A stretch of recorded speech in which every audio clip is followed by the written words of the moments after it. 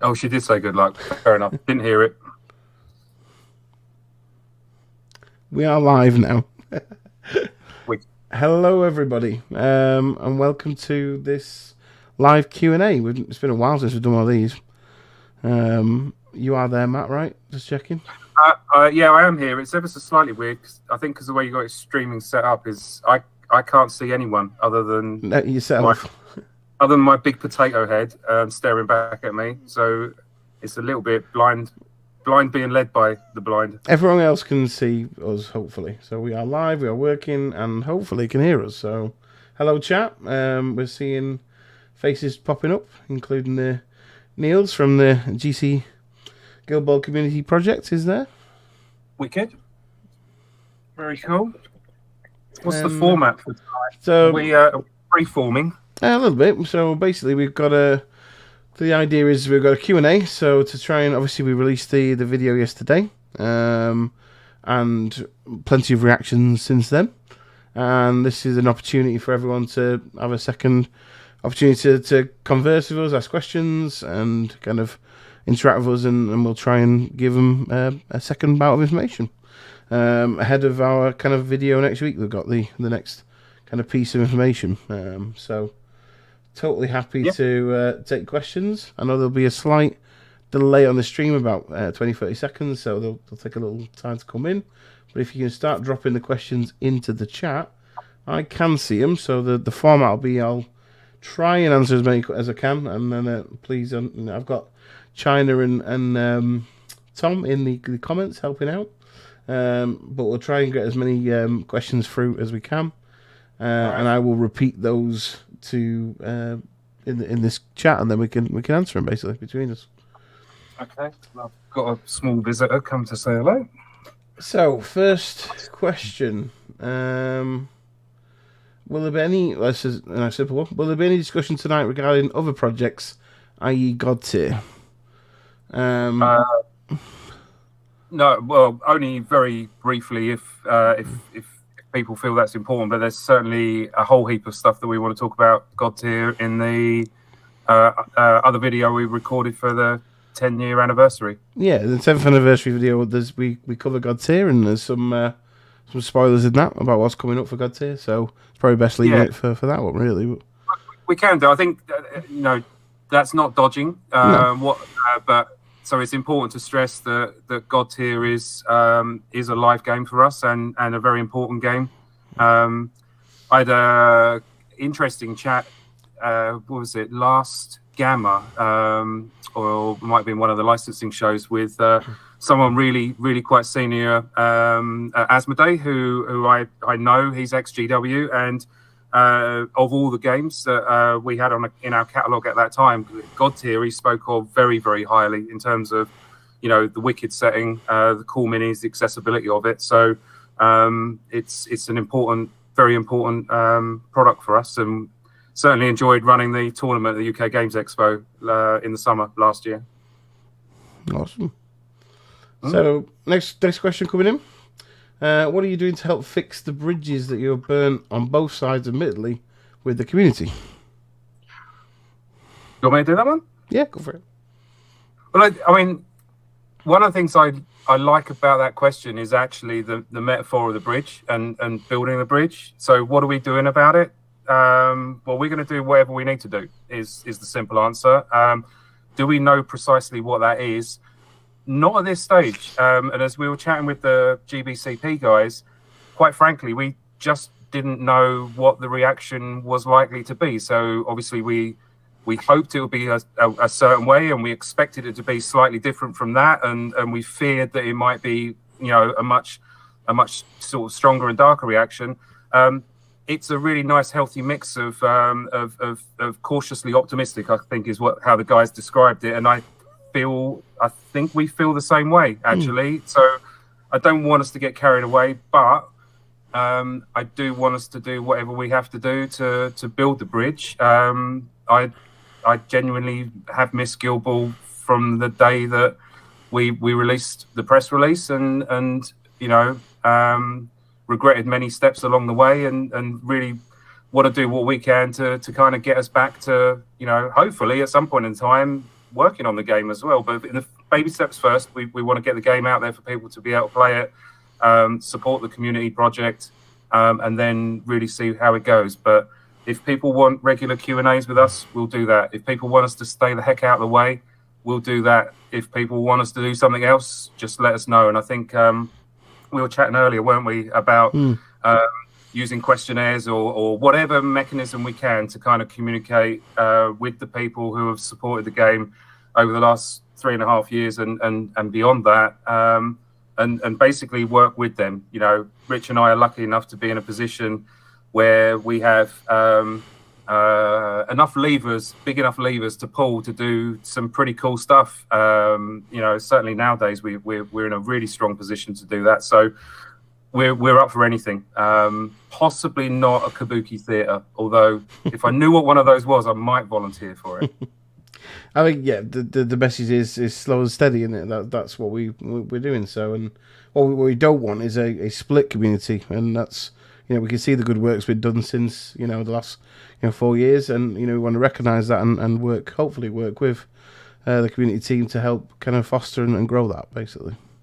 Yeah, well said. Next one on the thing. Any plans on refreshing? Oh, I'm losing on the train now. Any plans on refreshing and bringing the rules into a proper 2.0 version? I feel like at the moment that would be an overreach on our part. That's got to be a conversation to have with the community and the guys on the community project specifically.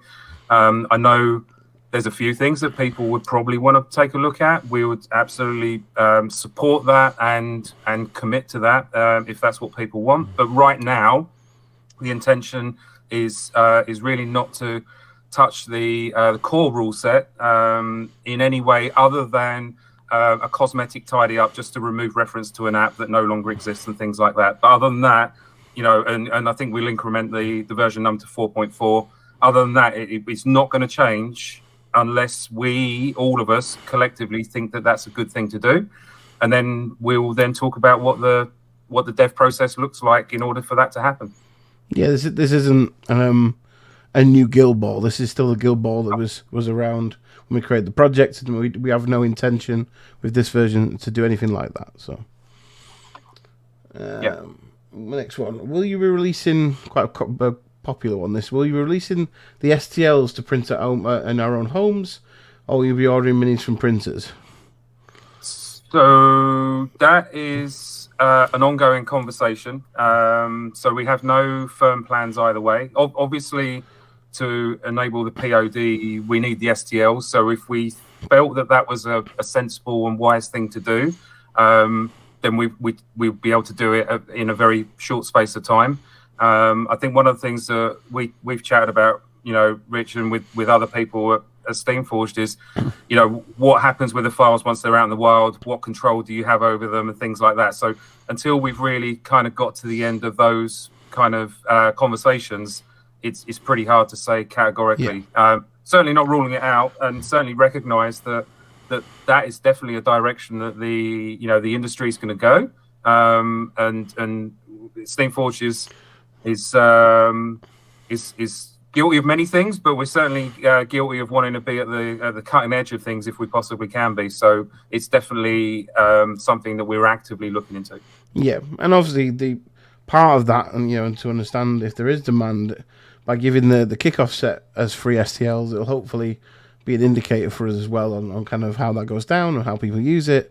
It's another piece of information that we can take. Yeah, it definitely gets put under the slow and steady. We don't want to make any assumptions and get too far ahead of ourselves. We want to take this as carefully and sensibly as we can. Yeah. Any chance you'll have a presence at cons such as AdeptCon to host Guild Ball events while you're at them? Would be nice to have a community in the USA again. If people want us to, we will. I'm always at cons, and I'm always happy for anyone, good or real, to come up and have a chat. That's obviously not the same as us running an event. Quite honestly, as we said in the video, we haven't necessarily known precisely what the right thing to say or the timing of that over the last few years. If there is a desire, then it's definitely something that we would be very happy to talk about and look to do and or support. Yep. It might be a bit late. It might be a little bit late for this AdeptCon because I think the registrations were a month or two ago. Yeah. But I'll probably be there, and if people are taking teams, I'll stick a team or two in my bag if anyone wants to give me a kick in. Love Guild Ball. When can we expect the first STLs to be available, and the POD, and will we see any entirely new teams? So I can give dates on. Yeah, I'll give you that one. So we're expecting next week to be putting the video out. We're just confirming the kind of final edits on the video and making sure the back-end systems we've been put in place are all working and all tested. So we're expecting next week that the POD system will be live, including the page where you'll be able to get the free kickoff set as well. So that should all tie in with the release of the second video, talking about the 7th year anniversary of Steamforged and including Guild Ball, in that, but also other activities we've been doing as a company. Yeah. With regard to brand new teams, so is it probably worth just stressing that the kickoff models will be STLs for download and print at home? Yes. Yeah. Yeah. So just to be really clear, the Brewers and the Masons, the kickoff terrain that we made separately. We've also made the widget set as well. We've custom made that to go with it, and 2 goals as well, unique goals that go in that set that were new. And also we put Lucky in there as well. So that set basically is the free STLs that you'll be able to come download from the website, no problem. All the other model range will be available via POD. So all the original teams, including the minor guilds, etc., will all be available. There's no new teams from launch, and obviously there's discussion around things that the GBCP have done, for instance, Lightning Guild.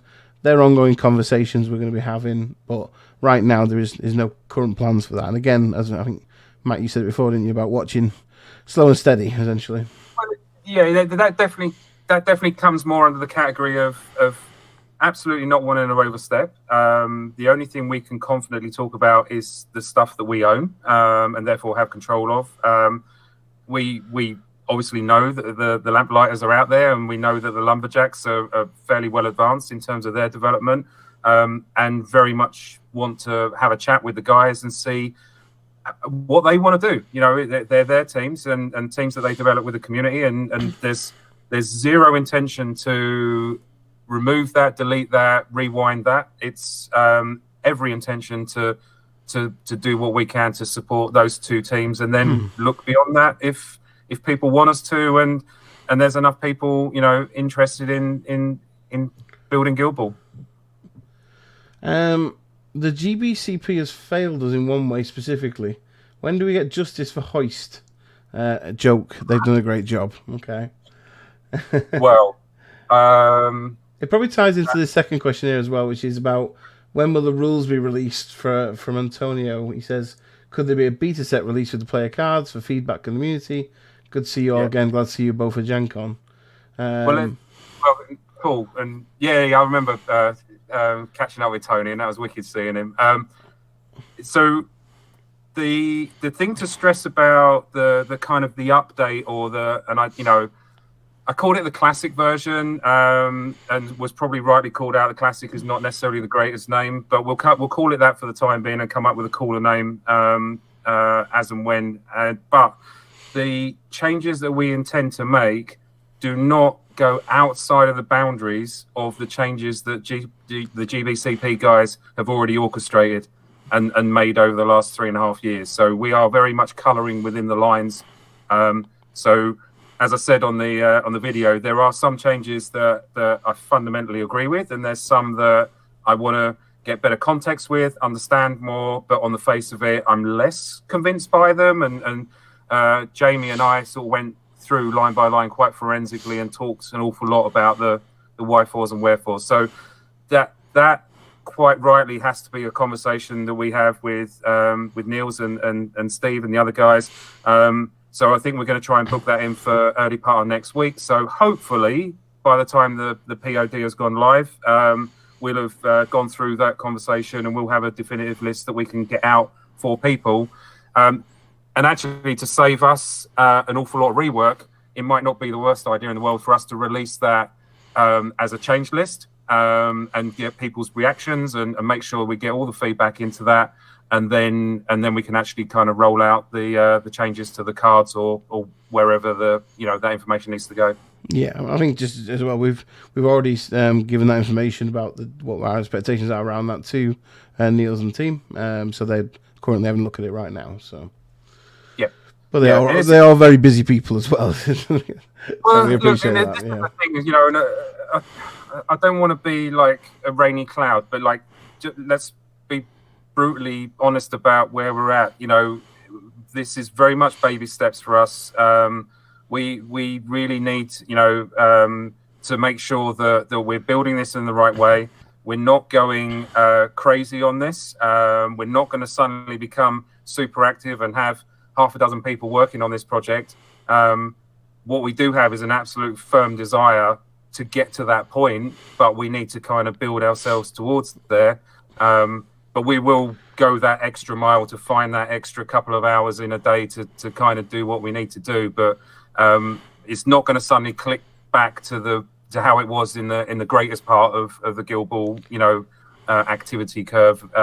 We're going to kind of ramp up, if that's fair to say. Do you think that's fair to say? I mean, it's fair to say. Again, we'll keep saying it, but it is slow and steady. We've realised where the past has been and where we're going in the future, and we want to make sure that we're judging us by our actions we're doing over time. That's what we want to look at.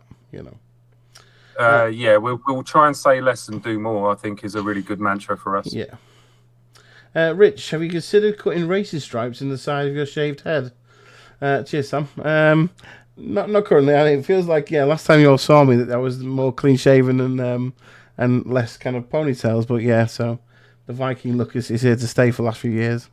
Oh, also, let's all remind him that he is turning 40 and probably should have a grown-up haircut at some point in time. At some point. No, I'm going to keep the Viking style. Stop encouraging stupid haircuts. In terms of POD, which versions of the models do you plan to release? Are there updates or changes? So it's complicated.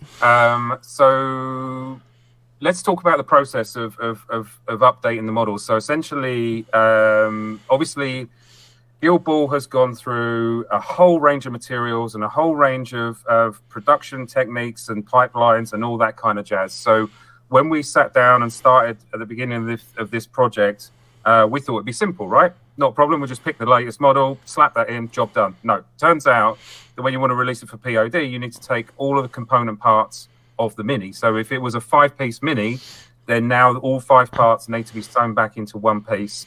And so knowing that the job was going to be far more handcrafted rather than batch driven, it actually meant that Russ and the guy that was we had a I can't remember his name, Joss, I think it was, Ross, were going through the models one by one, hand by hand. What that actually enabled them to do was carefully pick the version of the model that they liked the most, because obviously a number of models have had several versions over the years. And so it's really almost like Russ's director's cut of the minis, and he wanted to make sure that it really represented the best version of that particular model. So it kind of varies. Hopefully it'll be a really pleasant surprise when you can kind of like surf through them all and see the different sculpts and all the little tweaks and updates that have been done to them. Yeah. What would it take for you to seriously take up support for the game again? Not nearly as much as you'd imagine, honestly. I'd have to think carefully before I put any sort of specific numbers against this, but I've got to say, like, the response in the last 24 hours is hugely encouraging. And the thing that's like made me really excited, and again, I don't want to get too excited, and I know Rich will be typing in Slack saying, "Calm down," but seeing the number of people all around the world who kind of saying, I've had my group text me, or I've got a couple of guys coming down the store on Thursday to play a game now. Oh, my group's going to set up a special on Saturday and play a few games, and suddenly you kind of sort of get a sensation that there's actually quite a lot of people who are almost waiting for something like this to kind of recatalyze it all, and it won't take much for us to start building a business case, and that's actually something that, because it is our IP, because we have full control over it, I think, and I don't want to sort of blindside Rich or the rest of the team, but that's actually something I think would be quite interesting to share and talk about. But I'd want to talk with other people who are going to be directly affected, rather than sitting there and doing a Peter Molyneux on everyone and promising something that really is not very smart at all. But, there's the desire is there. The trajectory, based on what we've seen over the last 24 hours, feels like it's pointing in at least the right direction. And like we said right at the beginning, we will do what we can do to get those two bridge parts to connect in the middle, and hopefully start being close to being friends again, and ultimately being friends again. And then, yeah, I think it's definitely on the cards.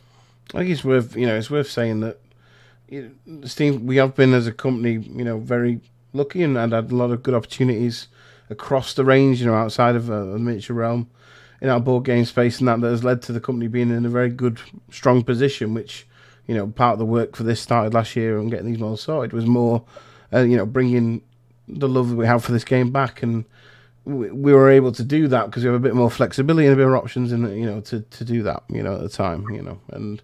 Well, I mean, and stop me if I'm going too far, but I think it's worth sharing, as a sign of where Rich and I are at, is I think it was 18 months, if not 2 years, leading up to, the final press release. Guild posted a loss, it cost money to kind of keep it going. And Rich and I were firmly committed to keeping it going and trying to rekindle it and help it grow. And so the line for us to get a green light on the business case is not beyond reach. Yeah, and I think, again, the reason it got to that state, we're not sitting here today saying there was not mistakes we made, that led to some of that. We're not.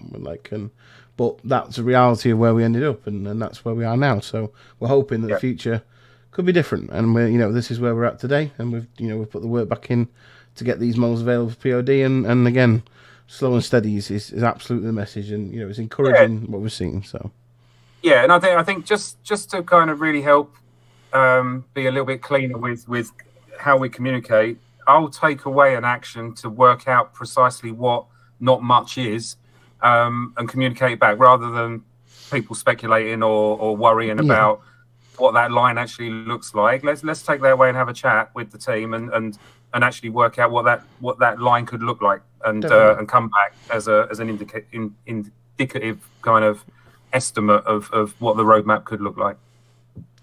Would you consider bringing SteamCon back, not just for Guild Ball related games, but would you, for all the games you have? I think it'd be a blast. Yes, we love SteamCon. We did love our SteamCon. Well, yeah, no. As long as it's not in the car boot sale place. That was a little rough. That one, we got a little bit duped on that with the organizer, but I think so. Especially when the US cons as well, and when we saw the queues and the amount of people who signed up to them, and just the joy that we had at them was wicked. So I definitely love SteamCons, but we gotta again, slow and steady. I would love that, man. Consider me locked in. Next one. Assuming people will come, of course, right? Are you going to make the resin versions of the Gravekeepers and Hunters available again? I think so. I can't remember if I think, again, as you were saying before, because Russ did do a full selection of the models, that would have included the final resins that we were doing as well. So yeah, it's whether he used them or not. The old version. So honestly, there's 200 odd models in the range. I can't honestly remember which I can't remember. So no, that might be a magical mystery tour we all go on and only Russ knows. Yeah. Oh, I've missed something now. I flipped too far. I've got a question actually about SteamCon, which is, historically when we did start doing it, it was 99% Guildball, and then obviously, we added that extra channel to the business and looked at licensing board games and video games and things, and it never felt like it kind of really landed with everyone. So if SteamCon was multi-format, which I think it would have to be for us to be able to justify the cost, because SteamCon's, putting on a con's not cheap, right? It costs you tens of thousands of dollars for hotels and whatnot. It would have to be multi-format. So the consideration would have to be if people did want SteamCon, knowing that it would be multi-format and not just purely a Guild Ball event, because we'd want to play God's here as well, for example. I think I found my place. I might have missed the old question here, but hopefully not.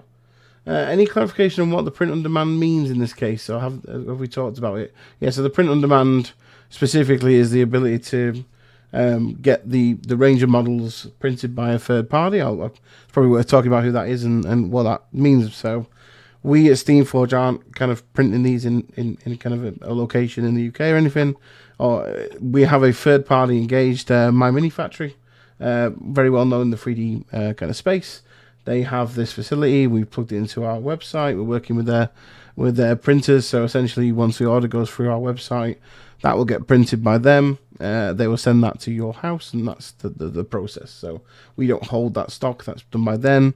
Same with the returns process. Everything goes through them. The cool thing about that is, again, we've worked really heavily with them over the last year. We've had multiple sets of every single mini produced, sent the samples, given feedback, and it's been a really good relationship and confidence that the quality's there on what they're producing, and we're happy at that. I'm not saying right now they potentially won't make mistakes, as Matt said before. This is an emerging technology, and especially at scale, we don't know how demand affects things, but we are confident that they're a good partner, and hopefully we'll continue working with them. So. Well, it's one of those, isn't it? Because it's My Mini Factory. They've got a proven track record. Things will go wrong when you're dealing with numbers of stuff, but they have good customer service and they have a good way of dealing with problems when they arise. So, touch wood, everything should go swimmingly with them. Just on the because you talked about us kind of getting obviously a whole load of test prints done and making sure the quality was there. Someone sort of said there was a lot of questions about what is the actual quality of the POD. The Brewers minis in the B-roll of the video that got released yesterday, those are the actual POD minis. Yes. Yep. So they are tip flipping top. If anything, especially when people look at the old PVC teams, although we were really happy where we got to with PVC, having resin versions of them, is quite cool. So. One of the worst parts of the game was being paused, was it not being finished. Is there any chance the rest of the minor guilds will be released over the next however long? I refer the honourable gentleman or lady to the previous slow baby steps, but yes, I would love to do that. So let's work on that together and see where we can get with that. But yeah, that would be the first thing that we would have to do if as and when we do start development in earnest. Yeah. It's unfinished business. We need to do it. Yeah. Do you have any plans on reintroducing the prize support boxes from the first, second, and third patches, or anything similar for events and tournaments? I could probably basically any OP support, planned OP support that we can give people. So, shall I talk about the codes, or is that? I think let's start with the slow bit. I think we want it, again, with the advent of technology and the ability to now give STLs and things like that. There is the possibility of us creating first, second, third place busts and trophies that people could print out and use. At quite a low cost to the company to do that. Again, if we're seeing a pickup in demand for that kind of item, then I think it'd be right for us to support that. And probably worth mentioning your codes now of what we can do, a technology we're looking at and what we can do, and something we've explored. You know. Well, just so this is more of a for instance, and you know, we're looking to leverage, you know, digital deployment as best we possibly can. And one idea that we did talk about was the ability for us to do, say, a limited edition sculpt or a number of sculpts, and perhaps there's, you know, a variety of levels of rareness attached to them. And then we could work with the people who are organising the event to get a random set of codes. And they can give those codes out as they see fit during the event. So maybe everyone who attends gets a code, but the winner gets a couple. Maybe the guy gets, you know, the guy or girl gets best painted, gets an extra one. And essentially, you can use those codes to redeem digitally and get a mini sensory POD. So you might win the event. You might not necessarily get the super rare code. That's just the way the cookie crumbles. It might be the person who merrily turned up and went 2-2 on the day and had a brilliant time. So that's kind of like the angle that I think is really interesting for us to sort of talk about. Again, it's the sort of thing that I want to chat with the GBCP guys and see what their vibe is on that. But if we can keep everything digital, and it's obviously a lot easier for us to do, and certainly carries a far less like inventory risk and all that kind of, quite frankly, boring stuff that we need to consider back in the day. Now we can actually you know, look for a purely digital support and still deliver, hopefully, pretty decent OP support.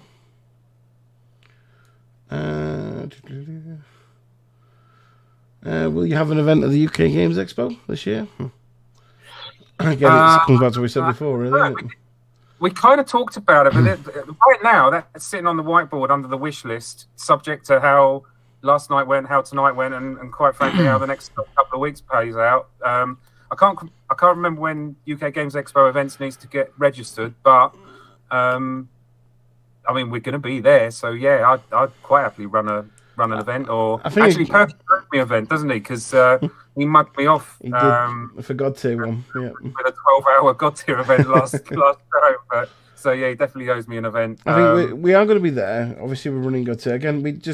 I think me and Matt and the team haven't committed to anything like this because, again, quite frankly, we didn't know what the reaction would be, and you know, and again, we want to take it slow. We want to make sure that we're respectful of people's feelings and about this, and that's part of why we've just, you know, in 24 hours we're getting a lot of things coming in. So we don't want to use this one Q&A to decide everything. That's not what it's here for. It's to try and answer this, but hopefully we'll take all this in and put it on the list of things that we requested, you know. UK Open is back. Let's do it. What were the price point of the pod likely to be? So this is the prices are coming out kind of next week. We're still doing kind of final tweaks, but we have tried to price them fairly, essentially. So you know what that means is we've really gone through there, thought about how we can group them. You know, because just for some knowledge, if we're doing a single model, then the manufacturing costs can be higher. If we group them together, we can save some money on the way the POD works. Same that goes for shipping as well. So the way we've kind of formatted them is in the kind of core teams that you used to get, so the 6-man teams for majority of the access. And the 3 additional models that most factions have, we call it the bench. We've put them together. Now, I remember, that, you know, again, off the top of my head, the bench is about $19.99 for the 3 models. In total, and the teams range, I think, from the 35 to the 45-50 kind of area. So there's again a mix of prices there, and the pure mix of prices is just sheer for the amount of resin needed for those. Like if you look at, I think the most expensive one, again, I can't remember off the top of my head what the price is, but the Miners Guild was the one that had significant size models in there for the cost. But again, we tried to keep them as fairly as possible because it's, you know, we had a few people mention about, is this kind of a money grab for Steamforged? Is that, you know, if anyone sees the business we do, you know, and seen kind of the wider business Steamforged, we the vast majority of our income comes from board games and our license partners and our other IPs like God Tier, Epic Encounters, our RPG ranges. You know, we're a multi-faceted company with multiple revenue streams. I can say, you know, you can believe us or not, but I can say, and now this is a very much passion project to bring back and correct mistakes of the past. That is what we're there for, and we tried to price this at, you know, effectively to do that as well. You know, this is not anything around that.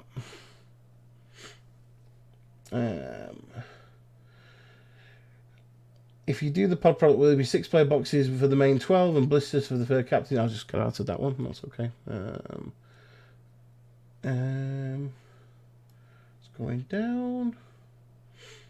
Will there be bundles or individual pod purchases? I think, you know, some people will probably want to get that one model. The individual models we're going to have to... It isn't out of the realm possibility for us to do. It just makes it more expensive. So in the first instance, we're hoping the pricing and the way we've structured it appeals to most people, and we'll take it from there really on that one. What plans do you have for the community management and expectation management?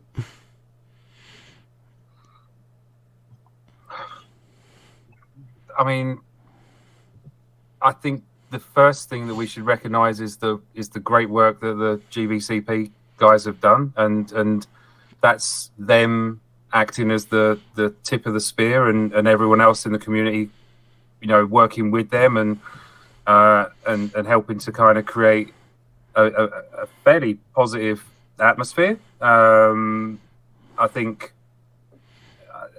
we will listen to what people want from us, really, and you know, as I said at the beginning, if people want us to just stay the heck out of the way, you know, then we can do, or if they want us to hang out and chat, then we can do that as well. But in terms of managing the community, I think, you know, one of the things that's been really effective at Steamforged is in terms of really creating a great culture and a great vibe amongst the team is regular 360 feedback, and we call it a town hall. We run questionnaires, and we publish the results, warts and all, and then, you know, all of us collectively then buy into, well, what do we need to do to kind of course correct where things aren't the way that we want them to be.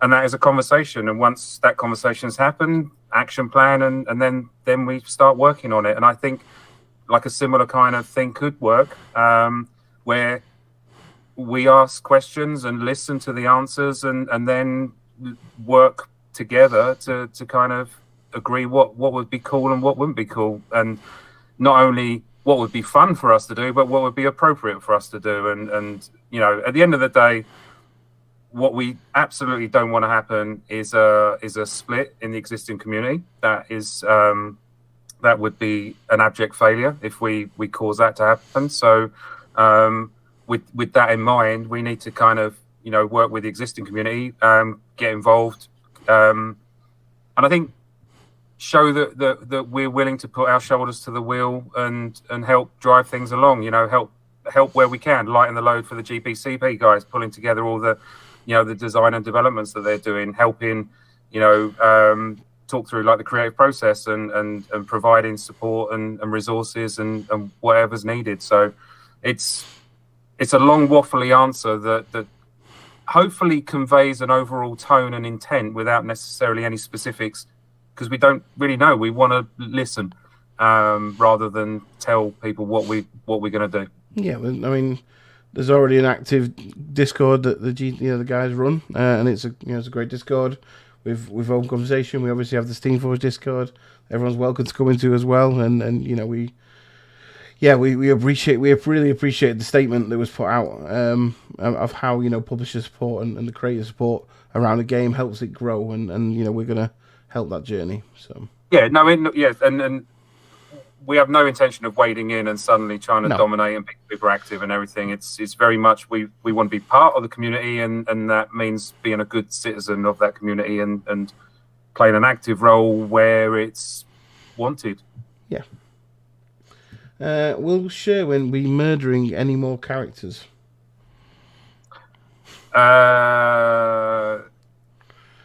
There's depths to that. In principle, maybe. I mean, I feel like if I answered that in the way that I wanted to, it probably is more us galloping ahead. We get to the point where we are writing more content. I can absolutely guarantee that when Sherwin and I, and we've and since we finished the story of the first arc, we've had a brilliant RPG product owner join us, Richard August, who is a fabulous writer. So Sherwin, Richard, and I have brilliant writers' workshops when we're looking at the fluff and the narrative for our games. So yes, there will be blood on the dance floor if we get to that point, for sure. There's a collective amount of questions around Shark, Bushel, options about specifics on cards. I'm going to leave them to a kind of collective wait and see until next week's cards on that one, because there's a.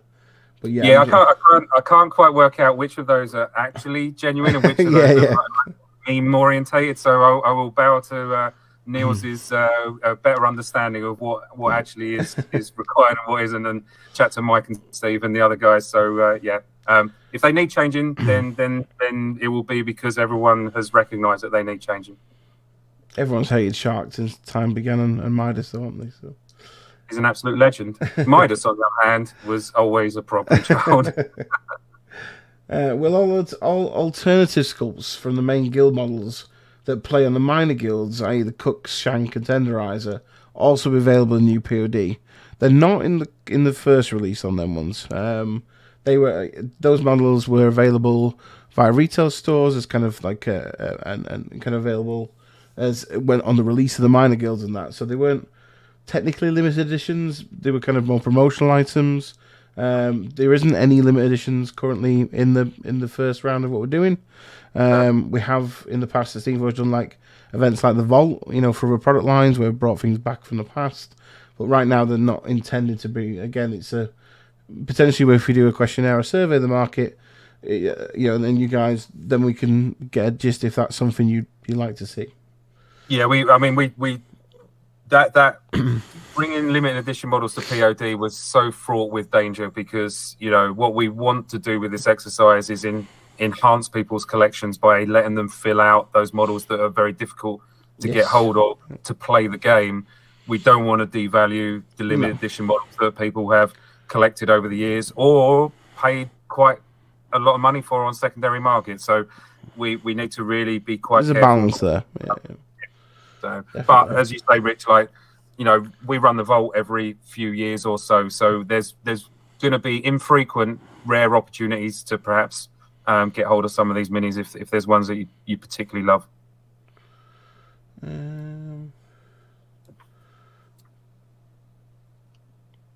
You're saying that you're coming back but not prepared to finish the new teams. It's a bit sad to see you drop the minor teams names but not see it through. I probably missed that then. Like that's the opposite. Yeah, we've answered that one. So yeah,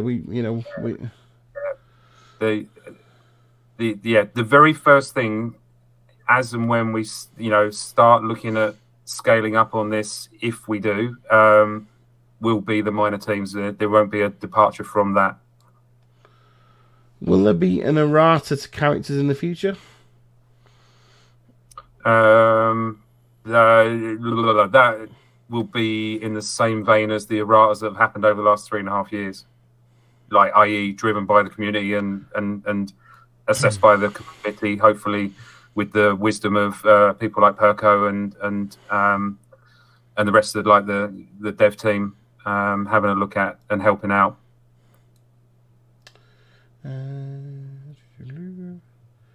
That story, we answered that one. Will the new sculpts be the print on demand, and will they be the same plastics as Epic Encounters? No, it's just to be clear, these are 3D printed models, so they're a high quality resin finish, and again, as Matt said before, they were featured in the kind of the reel yesterday. So if you want to kind of get a little look at a sneak preview of the quality, it's there.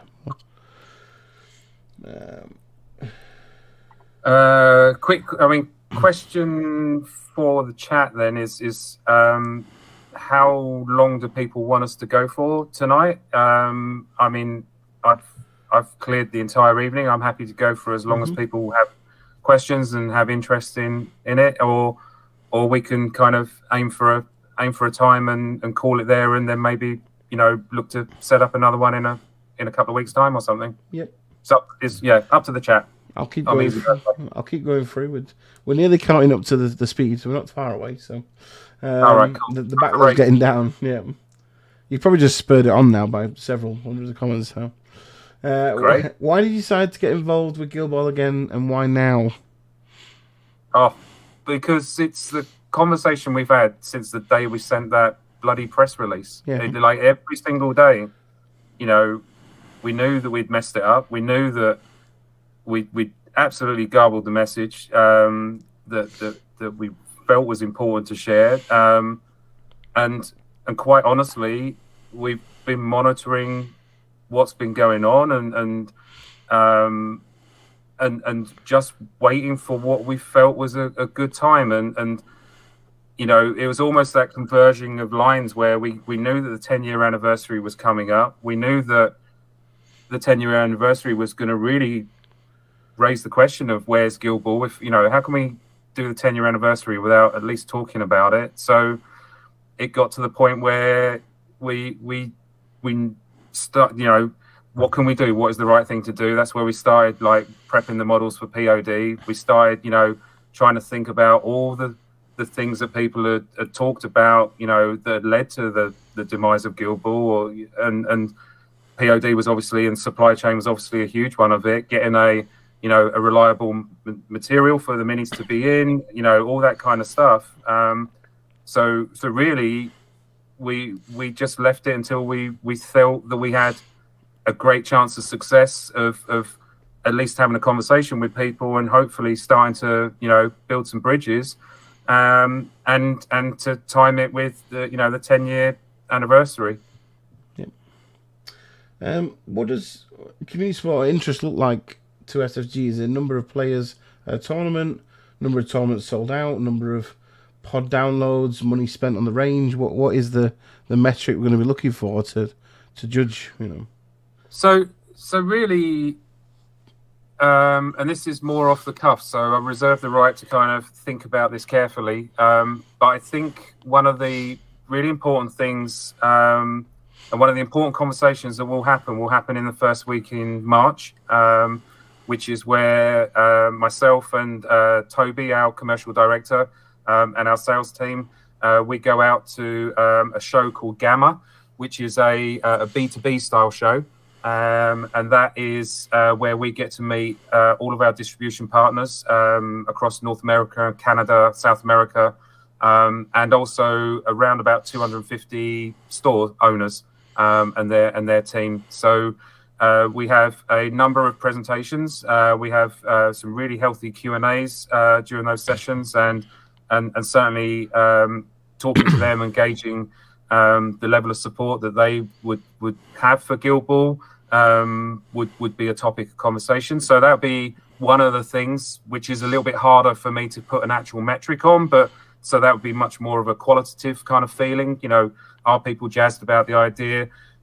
Have they seen people kind of suddenly talking about it in their store? Have they seen a few games popping up? I mean, the absolute dreamland will be if we have retailers coming up to us on the booth and asking for Guild Ball. That would be a really strong indicator. So really, talking, playing the game, talking with your local game store owner, that kind of stuff is really, really useful stuff to kind of start generating the interest, because fundamentally we could support this quite merrily just as a direct only POD style product, and that's one thing. But if we want to think, and again, I don't want to get too far ahead or overconfident or anything, but if we wanted to look at like the brilliant times of Guild Ball and say, well, let's build towards that, it needs to be in stores, being played in stores. There needs to be events at all the major shows, that kind of stuff. So yeah, baby steps, but those would definitely be the kind of activities that we would be looking at, engaging, and really that's the sort of thing that we then use to effectively build a forecast. And the forecast then gets ratified against, what the cost is, and because we are a business overall, after all, and we are responsible for, paying the team's mortgages and all that kind of stuff. So we need to make sure we're making good decisions. But it's an exercise that we've done a number of times, and like I say, I don't think the line is that hard to get to. It's just I'm running out of steam because I don't want to get too excited. Fundamentally, it's players playing the game is in the first instance is what we'll fight. Is always where it comes from, right? We've always known, since we launched this, that the popularity of the game and how good it is, and there's never been in question, the quality of Guild Ball. So it purely is how many people are playing the game is what drives a lot of decisions. Yeah, definitely. And then so the download numbers on the POD almost is like a tertiary kind of number. So dust your teams off. Yeah, it's more. It would definitely be more. And I'll tell you what, China and Ben are brilliant at this. It'd be like measuring engagement and overall sentiment analysis and all that kind of stuff. So it's stuff that is more kind of overall. It's the osmosis of it. Yeah, it's photographs on socials, seeing people playing, playing games, painting miniatures, talking about the everything like that. We have great data centers, internally now at Steamforged to monitor how active our brands are, and the things we do, and that all helps to that, and it really is. We please dust off the teams that are sat on the shelf for a while, start playing with them. We just want, it'd be great to see that energy and pump back into the game, and I think hopefully, with the vehicle we've put in place, it'll allow people to pick up that extra model they needed or they've been struggling to get, and just also with like the free teams, just if they've never played it before, being able to give them a Brewers team or a Maces team and sit them down and play a game, that'd be brilliant. Is the POD coming already assembled, or do we have to assemble ourselves? I believe they are already assembled with base. I think they're fully done. I'm 99% sure they have with the base attached. I think they come with the base attached as well. Certainly the models that came through on the test did. Yeah.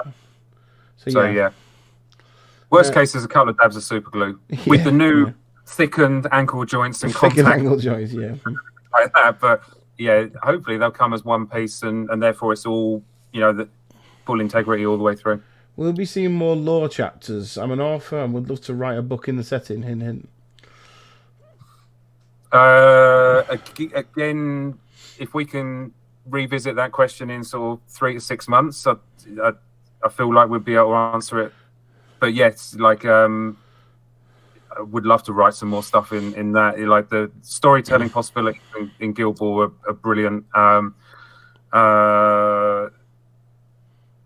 So would like to do that. I've got a whole Netflix TV says the 5-season arc written out that I've never got around to pitching anywhere. But there's so many stories that we could tell in there that would love to do. Cautiously optimistic about doing it. There's a few other things we're looking to do as well, to support the PODs. We used to have licenses in place with certain companies to do tokens and to do pitches, etc.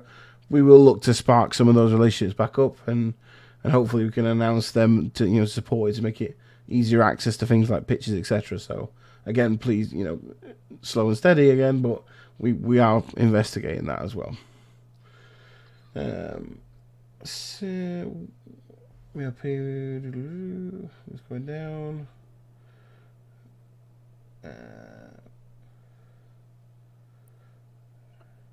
Will the minor guild pod bundles have the major guild players that can play for the minor guilds in them? For example, Shark and Tenderizer in the Cooks bundle.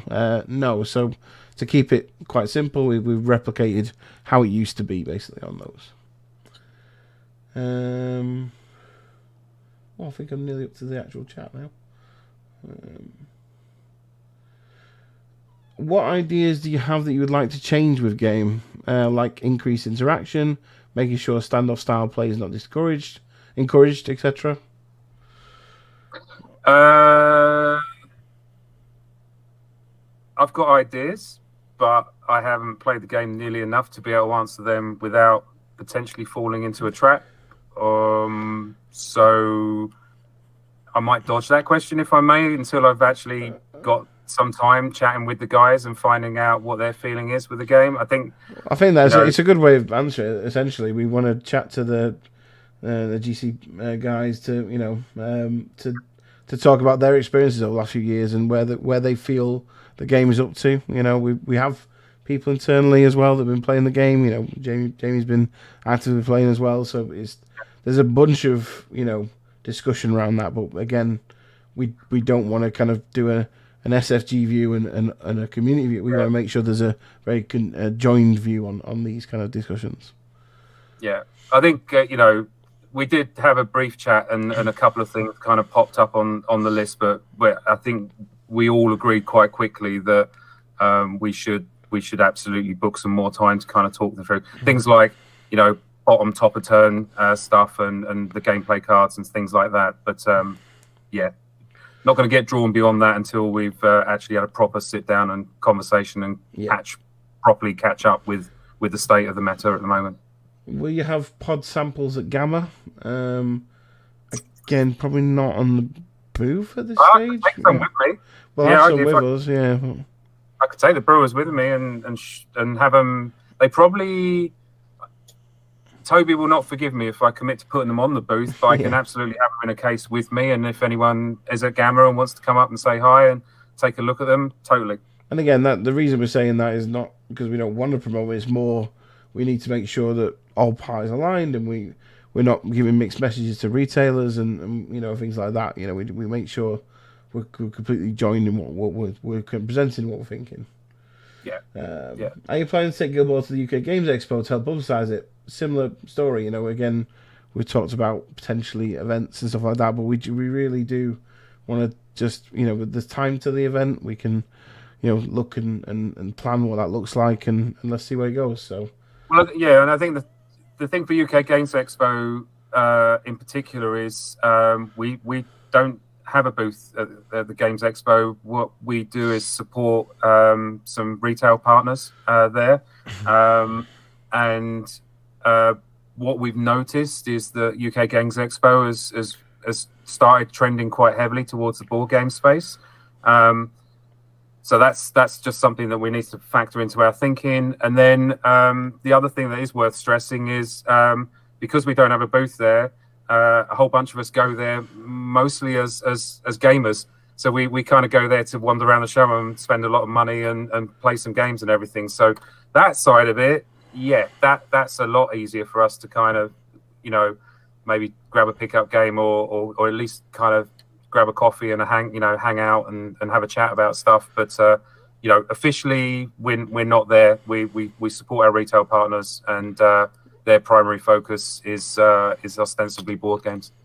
It's hard to get new players if it's not in stores and expos.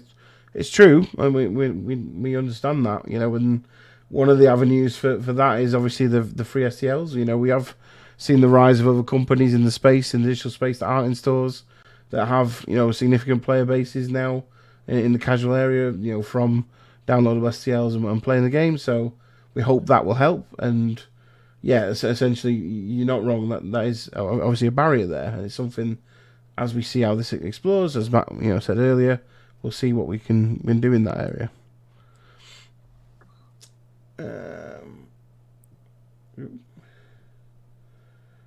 New pitches on neoprene mats, maybe like the homestyle mats. I kind of mentioned that earlier, that we're exploring, hopefully, some options there, not manufactured by us, but maybe some well-known partners we worked with in the past.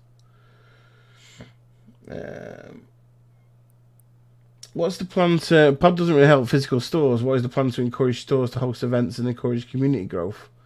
Again, it links to the one before. We currently don't have a retail plan for this game. It's this whole activity wasn't a commercial activity in the first instance. It was very much get the access to the models, get them available to the fans of the game, and establish that and see what happens. That is literally where we're at this stage. I'm nearly up to the end of the up-to-date chat. Nice. Will there be pod tokens for teams like the old acrylics? There's no like the old acrylics. There won't be name tokens, but there is some kind of blanks and 3D prints of like influence token etc., you will be part of that free STL set. So you'll be able to download them and print them, but they won't be specific team-based tokens. Matt, I'll have a couple of teams with me at AdeptCon. Would love to grab a game if we can find time. I think you mentioned earlier you're going to be there. Yes, 100%. Would love to. I mean, I'll be proper shy, but yes, let's do it. Language. Sorry. Can you release an FAQ or a TLDR of this Q&A? I'll see if China in the messages is going to write some up, or we're just doing the Q&A. She might answer in 30 seconds on that one. May just wait word for her there. Guild Ball Night at AdeptCon. I'm in. There you go. What can we do to be notified when the POD actually launches? I believe if you go to the Steamforged site at the moment, there is a sign up to be notified link on there, which should direct you to when it goes live. Again, which should be some point next week. Why not have the STLs available for all the current Season 1 teams? It's easy to get in the game, probably sell more of the models. Again, right now, we haven't plans for that. We know that when STLs out in the wild, we lose kind of control of that. So we haven't currently planned for that, but we have, obviously, the models as Matt said earlier, they are prepared. So we will kind of monitor the space on that. But the ones that you will be able to get are the Masons and the Brewers, which are free in that set. In the long term, are there any plans for creating new teams down the line outside of the minor guilds, etc.? No, that is 100% getting ahead of ourselves. I mean, yes, like there's, I looked back the other day at the Guild Ball backlog, and there's bucket loads of ideas on there. So, but yeah, that is getting ahead. But yes, I don't know. Is that an okay answer? Yeah, that's fine. Yep. Aside from playing in local places, posting on social media, is there anything else we can do to signal boost? Honestly, that engagement. We watch the engagement. We watch people's comments over Reddit, over Discord, over Facebook, over every kind of channel. We keep an eye on things, and that will start to show us the metrics and show us the data over time. So there's no specific activity you can do. Just enjoy playing Guild Ball. As simple as that. Well, it's enjoy playing it, and one of the things that I have loved seeing over the last few years is when someone new pops up and sort of says, "Hey, I've just discovered this game. Where can I get more minis?" That then comes with the crushing sadness of the answer generally being good luck. So we are hoping that the Masons and the Brewers STLs being available makes that journey a little bit easier, and seeing the number of people who talk about going to places, taking a couple of teams so they can demo the game, will hopefully this will help that process as well, that someone can give a demo of the game and then give that person, if they like the game, a link to download both teams, one team, get some paint on them and start playing the game. And I think that's certainly, thinking back to the very early stages of Guild Ball when we started 10 years ago, that really was the bit that just kind of caught fire and just accelerated and it just organically bursts out. So that it's word of mouth, and it's just really decent people doing great demos and being able to point people to resources that aren't going to cost the earth for them to get into the game and try it out. Yep. Are the kickoff models STLs pre-supported? They are pre-supported, yes. So you'll be able to literally put them straight in the print bay and press print. Obviously a few more buttons, but yeah. When you say the Mason and Brew STLs are only the original kickoff content, or all the 1340 players, they are the original kickoff content. So it's the 6v6 team with the ball, but we have put Lucky in there, and we have put 2 new goalposts in, or a new goalpost design for both teams. And that's not necessarily being tight. It's largely because kickoff was built around, and the way the game was communicated was around the interactions of those 2 teams. So yeah,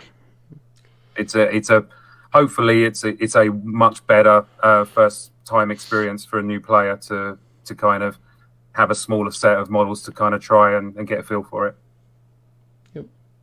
We've hit the end of the questions, Matt. So it's if there's any more questions coming in, we're happy to answer, but it's probably coming to a natural close pretty soon. So I'll give it a few seconds, I guess. Yeah. I mean, start sort of summing up a little bit. I think the visual in my mind is definitely one of trying to build bridges, and if we have to span the entire arch ourselves, then that's what we want to do. We hopefully haven't sat here and promised the Earth to ultimately not deliver it. What we try to do, and apologies if we have got overexcited, but is say what our intent is, and then hopefully get people to judge us by what we actually do deliver and what we do. So yeah, promising less, delivering more definitely is the goal, I think, for this. But we're as excited as we can be about, the response over the last 24 hours has been way better than we could have possibly hoped it would be. Definitely, so yeah. we are grateful for that, and hopefully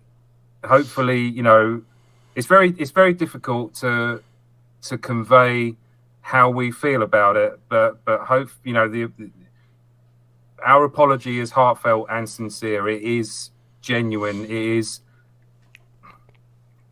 I don't want to over egg it, because then it suddenly looks like I'm hamming it up, but we've been gutted, absolutely gutted. The last 3 years has not been really pleasant at all, in any way, shape, or form, and we've felt the loss of this game as keenly as anyone else. And to be given another chance, well, we're going to grab it with both hands and give it the best shot that we can. Definitely. Couldn't just echo that completely. The last couple of questions coming in then, a lot of kind of support. The words cautious optimism, I think, is a good phrase that people are taking, and I appreciate that. Did your own favourite guilds change since the game ended? Anything surprised you about what you missed? I played the Union recently against old Mr. Perkins. His scalpel list didn't seem to feel like they were missing anything. You said the scalpel word, like that. You're opening Pandora's box there. If my reading, it was 12-8 to him, so I held my own a little bit, but I did miss. I played the original.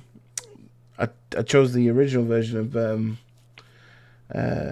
Blackheart at the time, so, and I did like the changes kind of come in and that.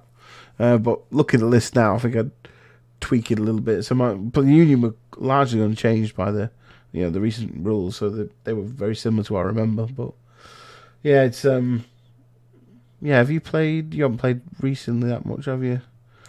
I was thinking about that, because I wondered if that question would come up. I can't remember. I know Show and I grabbed the game, but it must have been well over a year or so ago. I couldn't even tell you who I played. Probably took me fishies. So no, part of the fun for me is re-exploring it, re-exploring and trying out a whole bunch of stuff, and I'm looking forward to it. Yeah. Right, I think we will end it there. So, thank you, everyone. Again, much appreciated for jumping on and asking the questions. Hopefully, we managed to answer pretty much everyone that come up. Apologies if we missed any. And again, if you want to, you can come into our Discord. Free to there. We are in there. We do chat in there as well. But yeah, thank you again, and good night for now. Yep. See you later, guys.